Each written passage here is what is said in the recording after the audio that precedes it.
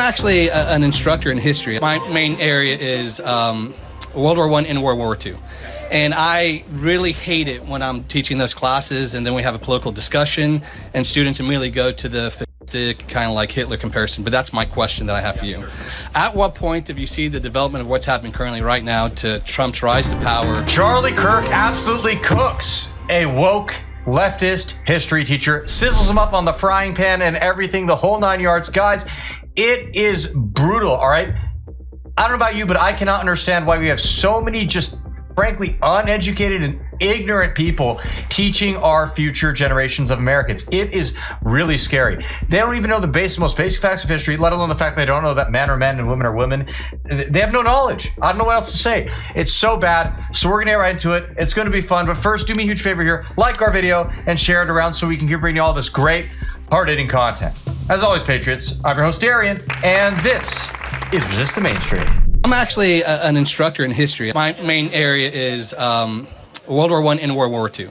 And I really hate it when I'm teaching those classes and then we have a political discussion and students immediately go to the kind of like Hitler comparison. But that's my question that I have for you. At what point, if you see the development of what's happening currently right now to Trump's rise to power? Do you also correlate President Trump's rise to second power to Winston Churchill's? No, I wouldn't. But they have way more in common than the Weimar Germany one. And you're a historian professor, you know that, right? Oh. Well, think about it. Donald Trump was put in exile, so was Churchill after the Darnells. You know about the Darnells because you're a professor, right? You do? Okay. Can you tell me about the Darnells? I would rather focus primarily on... If you're a World War I professor and you don't know about the Darnells? Okay, this is what you're paying for, everybody. If I can give you some comparisons that I would necessarily see. I mean, if you look at... You have a populist movement, right? You have someone who is has a cult of personality, a very effective rhetoric. If you look at the assassination attempts that were on Hitler and on Trump, if you look at even the iconography that you have within the MAGA hats, you have a white lettering on a red background. If you even go even further... Oh, I got another one you forgot. Yeah. Did you know that Hitler had a dog? Okay. No. So the very nature of history is seeing a level of comparison of analysis. Once again, I'm not... Oh my goodness, Hitler was also a vegetarian, so vegetarians are also likely to kill our whole population. This is such a sloppy analysis. And you know, what's kind of ironic is that Trump is actually the first president to not own a dog in about 115 years. William McKinley would be the one who did it before him.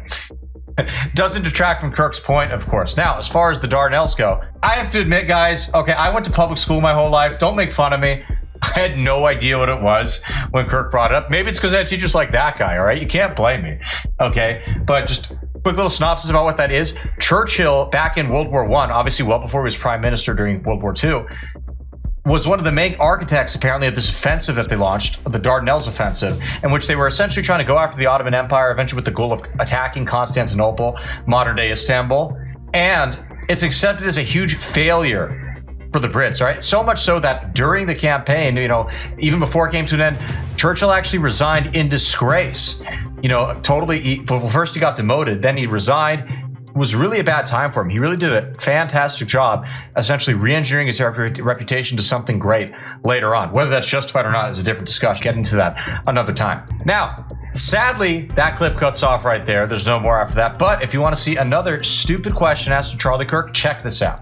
All right. Thank you. Good afternoon, Charlie. How are you? I was wondering I want to start by saying I don't agree with you on very much, but I hope we don't see each other as enemies. I just want to have a discussion about something that I am a little concerned about. I do feel a decent deal of concern about the White House Faith Office, which was recently, I believe, established around February 7th to combat Christian discrimination. I see it as sort of a violation of our First Amendment rights, particularly the Establishment Clause. I wonder if you could give me a little more information on that. Biden had a faith office. Every administration has had a faith office the last 100 years. Is that true? Huh. Well, I guess I don't have a whole lot more to... A faith outreach arm, that's right. Still, I don't particularly agree with the idea that there's Christian discrimination in America. I think emboldening or establishing something that's supposed to combat Christian discrimination, which is not particularly an issue in America, I feel like it steps too close to establishing the Christian religion to not be somewhat of a violation of the First Amendment. All right, we'll just disagree on that, but thank you. Well, agree to disagree. Appreciate it. Thanks for being here. Thank you. Really? we've got no issue of Christian discrimination in America, then why do we have a bunch of bozos, often on the right, by the way, I want to make that clear, who tell us that if you say Christ is king, if you proclaim that Jesus Christ is the King of Kings, you're somehow being a hateful, terrible person. Just, crazy stuff. We also, you can look into it. We have legislation that makes, if you say certain things about Jesus Christ that are factually true and how he died, you can get in big trouble. It's actually being criminalized by our government right now. Look into that. It's really quite fascinating. Now, I do agree with this guy on one thing, though. Well, I don't exactly agree with him, but I actually don't like the White House Faith Office much like this kid over here does. Why, you may ask? Well, it's real simple. Have you checked out the pastor who's leading it? Well, if you don't know what I'm talking about, just, look her up. You'll see what I mean. She has something very specific in common with the so-called bishop who spoke during Trump's inauguration. Something that we see a lot more now in Christian types of organizations. Well, mainly churches is what I mean to say. And it's a big problem. I'll leave it at that. Now, if you thought what this guy was saying is goofy, just you wait. Look at this. Everybody, don't be like this guy. I think currently what he's doing with trying to suppress the media is absolutely abhorrent. How is he suppressing the media? By doing more media? You know who's suppressing the media? Joe Biden never talked to the media. Donald Trump will sit at the Resolute desk and invite all the media to just take... announced... Hold on a second. This is so insane. This guy will answer more questions than any president that we've had in the last 50 years. He will literally do a press conference today. He did one at 12 p.m., 2 p.m., and 6 p.m. And that's the third time this week he's done. And anyone can ask any question they want. You're saying he's suppressing the media? Can I say why? Because of the Associated Press? Well, or why? Partially, yes, and because he literally just announced his press conference person. She just announced that they're getting rid of the nonpartisan group that picks the journalists. He's going to pick the journalists. A bunch of bootlickers are going to be in there. That's not free speech. Well, first of all, I don't want to hear from Jim Acosta or Caitlin Collins, and I don't think the American people do either.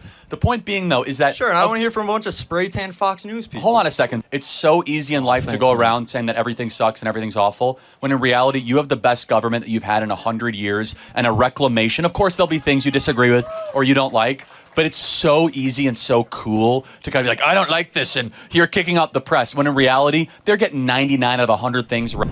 Okay, obviously really goofy, but there's something I want to agree with this guy on. Fox News, I actually don't really want to hear from them either that much.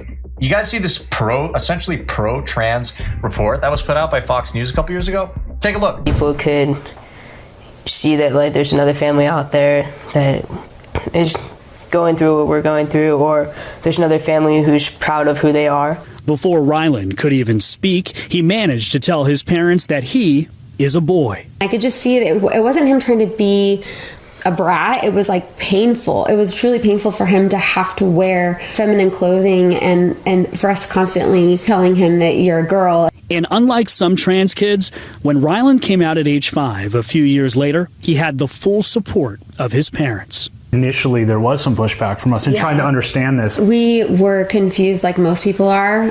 We thought that gender and sexuality were the same thing. It took us a while to figure out that those two things are different. To see Ryland to go through that. I'd rather have a living son than a dead daughter. I guarantee that if we had pushed back and done what a lot of parents do, I don't think that we would have either one of the kids that you see before you here today. Conservative, huh? You know, I don't know about you guys, but I miss Tucker Carlson on Fox News.